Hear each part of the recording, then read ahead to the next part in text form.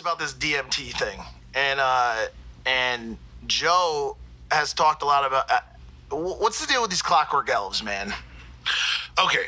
I keep asking. I gotta hear about it because I guess a Elves. lot of these people on DMT are seeing these little creatures. Now, what do they do? Do they guard these Clockwork Elves? Do they guard the next dimension? Is that how that works?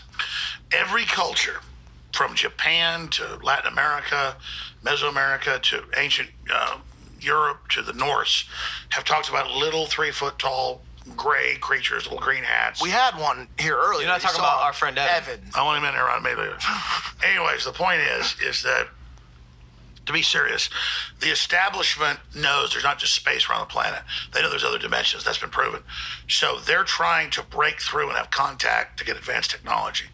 And so there are a lot of declassified and public programs, but also secret programs of people taking high levels of drugs in sensory deprivation tanks to then make contact with aliens. I've never done it. I'm not part of it. I'm telling you, Silicon Valley, the establishment, they are heavy in these other dimensions. This being a simulation, they don't even care about this planet anymore.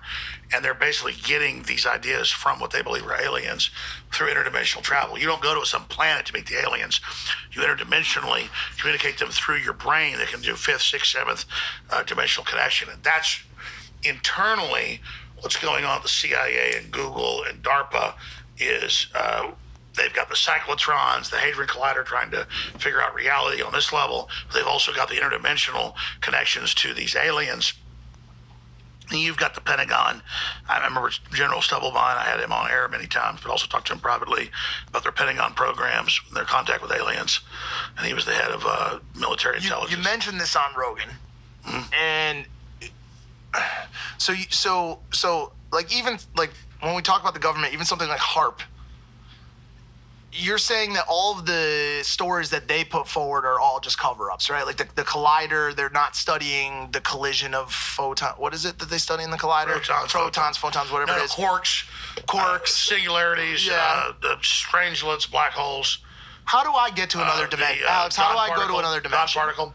No, they are looking for the God particle. No, how do I go to another dimension? I want to go to another dimension tomorrow. Well, is that possible? Mike's just he has a concern that I think he's trying to like. I have had this concern, and I've mentioned it to Logan multiple times, that if I were to take DMT and I traveled to another dimension, what if I woke up after this DMT trip and I was a doorknob in another dimension, just on a fifth Well, let me tell you, that's a fifth the danger. dimensional door? Like, look at me like this. I'd say 1 out of 50 people that do it become basket cases when they come back.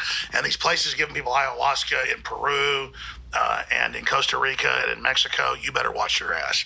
And a lot of them are con artists that want to get you drugged out and then get your bank account numbers because you're going to think they're God. My bank account's overdrafted, so if they get mine, they're actually going to have to owe $35 to Bank of America So let me within break this 2 down. weeks, or they're going to have a lower credit score. So I don't give a fuck if they take my bank account. So you want to know where the elves are at? Yeah, I want to know where the fucking elves are, bro. dude. Here's the proof it's real. I've interviewed privately more than 15 people that are known corporate leaders or celebrities in the last 20 years. And I've talked to hundreds of other people. And at these DMT and ayahuasca cults that they do in the jungle, usually at ancient sites around pyramids, because those are sites where this is interdimensionally. It's like chumming for sharks in the ocean, putting blood out. The sharks start showing up every day to get fed. So at certain sites like Stonehenge or the pyramids in Egypt, the pyramids in Mexico, or pyramids in Peru, these sacred sites, because of the magnetic lines of the huge mercury nickel core of the earth, it's shooting out a lot of stuff that opens up gates. This is not me saying this is what the establishment believes. They're totally obsessed with this. That's why they want me off here, so I won't talk about it. But this is what they do. They get a bunch of people together, and they think they're going to an ayahuasca or a DMT deal. And you've got high priests that are already taking the drugs as much as they can, who've made agreements with whoever these entities are from other dimensions that are taking it. And I've talked to national talk show hosts, members of Congress, people in the government, people in the Defense Department who are researching this, and they get sent to these things, not just what the Defense Department's doing. And you'll have 50 people, let's say, in Belize or Costa Rica. and they all take the ayahuasca, and then they all see the same aliens coming up to the edge of the woods. They're not realizing they're like an old pyramid site. They're doing it, which has been done for thousands of years. Interdimensionally, these things know to come there. And then there'll be somebody in the group, it's like a black magician, who will go forward, and then they'll see this big transformation around them that happens. And so, but everyone's seeing it. It's not a drug. It's not a mass hallucination. They're all on the drug. A gateway opens, and then now they're actually seeing all these creatures at the edge of the forest.